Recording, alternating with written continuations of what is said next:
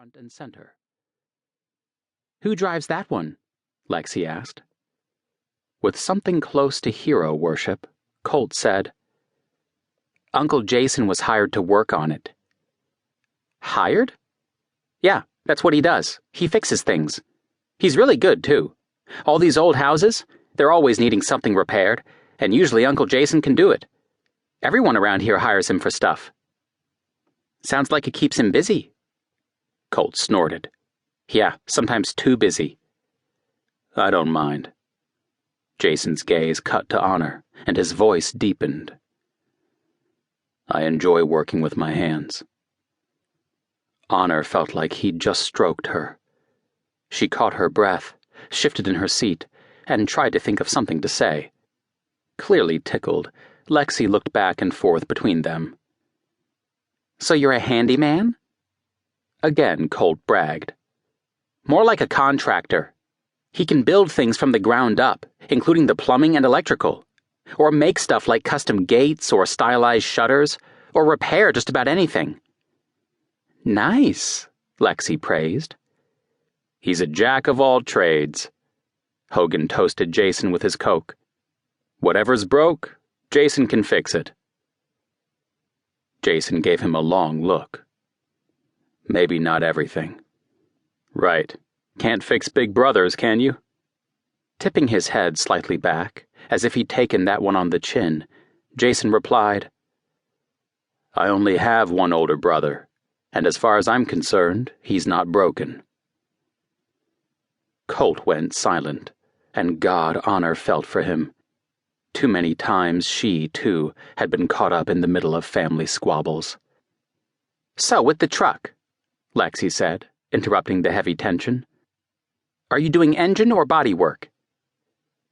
Before Jason could answer, Hogan said, "Why are you so curious, anyway?" Lexie leveled him with a direct stare. "I was making conversation." With a sound halfway between a laugh and a groan, Hogan sat forward. "We already covered that he can do anything." "Anything is a big word. I mean, can he get the stick out of your butt? Because seriously, you're being a pill."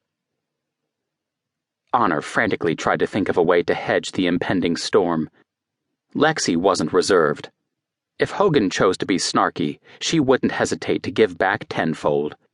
Worse, she might well drag Honor into it. "It's a fascinating business," Lexie said. "Though apparently you don't think so?" "I'm proud of my brother." "Yes," Lexie quipped, her tone dry. "That was so obvious." Taken off guard, Hogan eyed her. "But then, who wouldn't be proud of a handsome, accomplished, well-mannered man?" Lexie smiled with menace. "Speaking of that, I'm a fashion buyer for a boutique. If you ever want to step up your game, I could make some suggestions. And maybe Honor could update your hairstyle. You have the potential to be almost as hot as your brother." Hogan's eyes flared, then narrowed. "Lighten up." Jason clapped him on the shoulder. "And Lexie, thanks. But honestly, Hogan already has more dates than he can handle." "Now that is fascinating," Lexie said. "He does both," Colt cut in, clearly not anxious to talk about his father being out on the market. "Uncle Jason, you asked about the truck?" Lexie gave Colt a genuine smile. "So I did." "He does body and engine work. But this time Uncle Jason's just tricking it out some." Honor watched the back and forth conversation, noting the indulgent way Jason looked at his nephew, while also feeling the growing tension from Hogan. But why? The quiet smothered her, especially with the palpable acrimony now flowing between Hogan and Lexie. After clearing her throat, Honor asked, "Is that what we interrupted? You were working on the truck?" Jason shook his head. "Tractor." He nodded toward the side of the garage. "The owner of the truck is making up his mind between two options I gave him. Today I was repairing the tractor, but it needs a part I won't have until tomorrow. I'm at a standstill on both projects, so you didn't really interrupt."